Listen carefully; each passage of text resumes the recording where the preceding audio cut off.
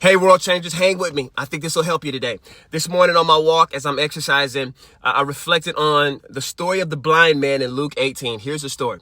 This man is standing on the side of the road begging. His entire life, he had been ignored, overlooked, pushed to the margins. But as Jesus is passing by through Jericho, the blind man sitting on the side of the road begging hears the noise. I don't know, hundreds, maybe thousands of people are around. And so he gets curious. He says, what's going on? And the people around him says, Jesus of Nazareth is passing by. Now, here's what's crazy. Those who could actually see Jesus only recognize him as the man from Nazareth. Good guy, good dude, but just brother from Nazareth. But this blind man who had never seen anything cries out, Jesus, son of David, have mercy on me. Here it is. He recognized Jesus as the Messiah before he ever saw his face. And it seems to me that the crowd was content with a Jesus drive-by, just being close enough to say, I saw Jesus. Maybe snapping a mental picture.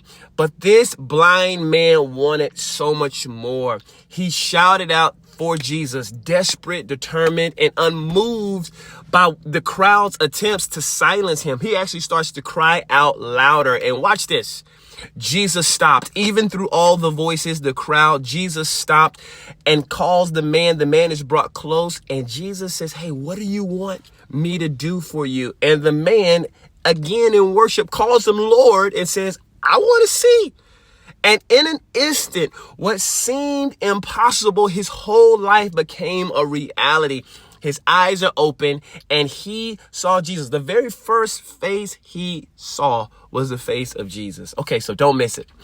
The man called Jesus the Son of David and worshiped before the miracle. He called him Lord before he was healed. Go read it. Luke 18, starting at verse 35. For this man, it was blindness. But here's my question. What is it for us today?